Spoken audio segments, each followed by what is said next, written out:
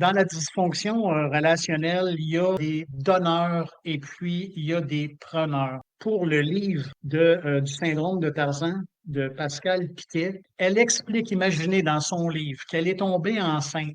Puis après 4 mois de grossesse, elle a su que son conjoint l'a trompée et qu'il y a un enfant qui allait naître dans quelques mois, dans 5 mois. Elle a approuvé, acquiescé la relation extra-conjugale que son mari avait, est allée contacter, rencontrer sa maîtresse pour s'assurer que sa relation avec elle soit bonne, pour qu'il soit heureux dans le processus pour accueillir ultérieurement sa petite fille. Avez-vous pensé à quel point il faut vraiment être dysfonctionnel pour aller jusque-là? Donc, la caractéristique du donneur, celui qui donne ou celle qui donne tout, tout, tout, je le répète, c'est la perte d'identité. Alors, mon histoire, quand j'étais enfant, à petite école, là, et il y avait une petite fille que j'aimais bien gros, qui était cute. J'allais la voir à tous les midis, puis à un moment donné, j'ai décidé de lui amener. Moi, je collectionnais les roches. Quand je suis allé la voir le premier midi pour lui donner, je ai pas donné le petit grelot, là. J'y ai donné le menhir. Puis le deuxième midi, je suis allé, puis j'en ai donné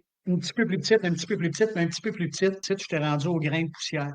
Donc, j'ai tout donné. Je vais vous donner une analogie. J'ai déménagé la conjointe d'un de mes amis 3 fois. Puis moi, je peux vous confirmer qu'on n'avait pas une bonne relation. Mon besoin de reconnaissance était à ce point. J'étais tellement assoiffé d'attention puis de marque de reconnaissance que j'ai déménagé quelqu'un qui m'aimait pas puis que j'aimais plus ou moins 3 fois. Quand tu vois un maître lancer un bâton à son chien dans le parc, puis il ramène le bâton, puis il est prêt à tout pour continuer. Il est essoufflé, la langue il pend, puis le chien, il arrête pas. Il arrête pas. Juste vous poser une question. Le chien est vraiment le donneur. Le maître qui voit son chien faire ça sans arrêt, à un moment donné, au début, il trouve gossant après la 10e fois. Après la 15e, là, il est fatigant. Puis à la 20e fois, il va-tu arrêter? Puis là, à un moment donné, il tape ses nerfs. Mais à force de donner ce qu'on n'a pas, à un moment donné, les gens te regardent aller puis ils disent, qu'est-ce qu'il y a qui va pas?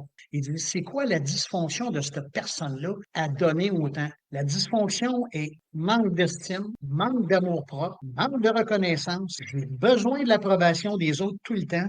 Fait qu'imaginez, on vient à un moment donné qu'on irrite les gens avec qui on est et on s'en rend pas compte. Alors, tu es toujours à la quête en train de quêter de l'attention. La caractéristique principale du preneur, il est assoiffé comme un vampire. C'est un insatiable. Insatiable veut dire, lui, là, son bonheur, c'est l'autre qui est responsable de son bonheur. Il s'aime pas, il sait pas comment faire. Fait que pour lui, ce qu'il se dit, c'est, je vais demander de faire telle chose, je vais demander à mon employeur, je vais demander à mon ami. Il demande à tout le monde tous les services possibles, puis il contrôle tellement bien, il prend toujours. Tu sais, je vais vous donner l'exemple d'un conjoint et d'une conjointe. Le monsieur, tu peux-tu t'occuper d'aller chercher les enfants? Tu peux-tu aller faire l'épicerie? Tu pourrais-tu appeler telle personne? Tu pourrais-tu payer telle chose? Pourrais-tu ci? Pourrais-tu ci? Pourrais-tu ça? Oui, mais là, tu n'as pas fait grand-chose la semaine passée. Puis, il me semble que Caroline, ça fait plusieurs fois que je te... est toujours coupable. Donc, il y a de la manipulation, évidemment du contrôle. Le preneur est aussi malheureux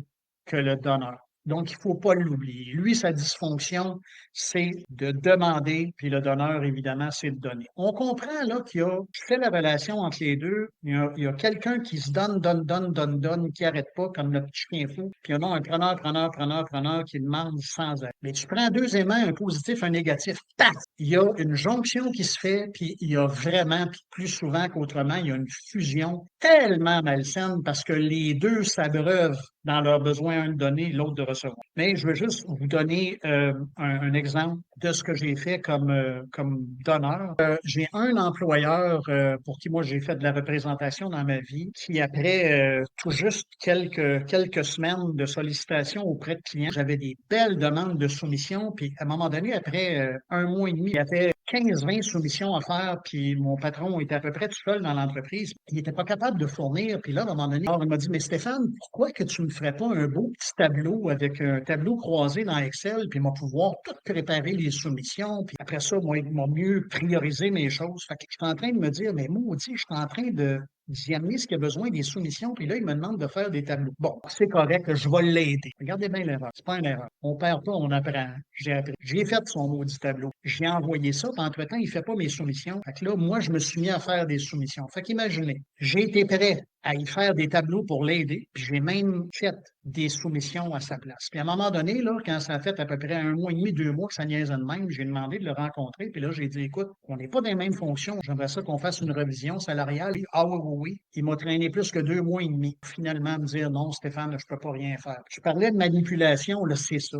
Moi, j'étais tellement en quête, en besoin de reconnaissance que j'étais prêt à m'oublier. Un autre employeur où tous les représentants avaient des téléphones réalisés par des téléphonistes. Donc, on n'avait pas besoin de solliciter. Puis moi, j'étais insatisfait de la qualité des rendez-vous. Fait que j'ai décidé de le faire. J'ai décidé de prendre le téléphone, de faire moi-même mes rendez-vous. Puis en dedans de 24 mois, j'ai fait plus de 5000 appels, puis j'ai cogné en 1100 portes.